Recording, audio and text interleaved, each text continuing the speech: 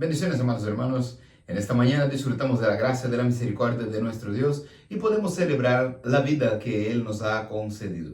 Mirando la palabra de Dios, hay un pasaje de que me llama mucho la atención en esta mañana y encontramos esto en el Evangelio según San Mateo en el capítulo de número 26 y vamos a ver los versículos que nos hablan a partir del versículo 36, habla de la oración de Jesús en el Getsemaní. Poco tiempo antes de ser entregado, antes de ir a la cruz, Él empieza a padecerse por nosotros, Él empieza a sufrir sabiendo que Él había sido siempre obediente a Dios el Padre, vino para cumplir la voluntad de Dios, vino a dar a conocer el poder del Señor y entregar su vida en expiación por el pecado de la humanidad. Como hijo que siempre había agradado al Padre, en ningún momento Él pecó.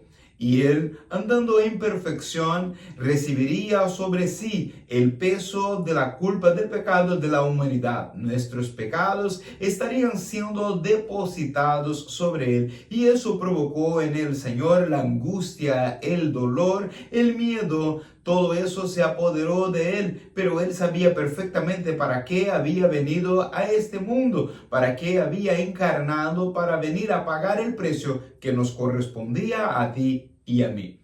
Y miramos con la palabra del Señor que nos habla de que Jesucristo, hablando con sus discípulos que fueron a orar, y el versículo 39 nos dice que Jesús ora al Padre diciendo: Padre mío, si es posible, pase de mí esta copa, pero no sea como yo quiero, sino como tú.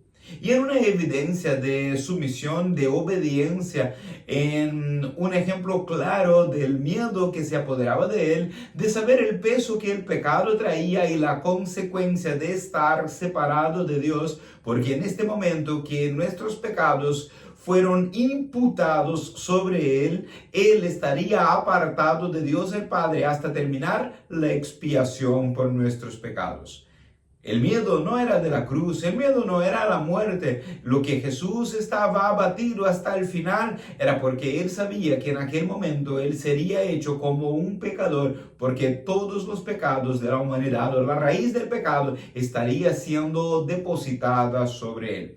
Cuando entendemos que Jesús llevó nuestros pecados sobre sí, trayendo a nosotros la oportunidad de tener nuestra deuda con Dios el Padre cancelada a través del sacrificio de Jesús, debemos entonces someternos a cada día a su palabra, a su perfecta voluntad, dar gracias al Señor por proveer aquel cordero que fue inmolado por nosotros, aquel cordero que pagó el precio que nos correspondía, y Cristo nos vino a traer libertad, y por eso Él mismo decía que aquel al que el Hijo libertare seréis verdaderamente libres. Tú y yo hoy disfrutamos de esta libertad y gozamos en el Señor por todo lo que Él ha hecho por nosotros. Que a cada día podamos entender más la perfección del sacrificio de Cristo, de su entrega perfecta por cada uno de nosotros. Te invito a acompañarme en oración en esta mañana. Padre, nos acercamos a tu presencia mediante el camino que nos abrió Jesucristo y el libre acceso a tu santa y bendita presencia. Jesús llevó nuestros pecados sobre sí y el peso de nuestra maldad, Señor, depositado sobre Él, le separó de ti por un momento, Señor, cuando el pecado de la humanidad fue puesto sobre Él.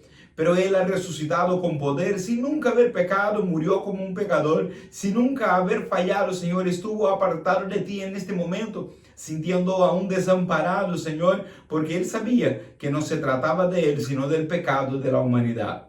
Pero como bien profetizó Isaías, el castigo que nos trajo la paz estaba sobre sus hombros y por sus llagas nosotros fuimos sanados, Señor. Te damos gracias por esta misericordia y ayúdanos, Señor, a perseverar a cada día en la obediencia y en seguir los pasos de Cristo siempre, Señor. Esta es nuestra oración en esta mañana que hacemos en el nombre bendito, poderoso y glorioso de Cristo Jesús. Amén y amén.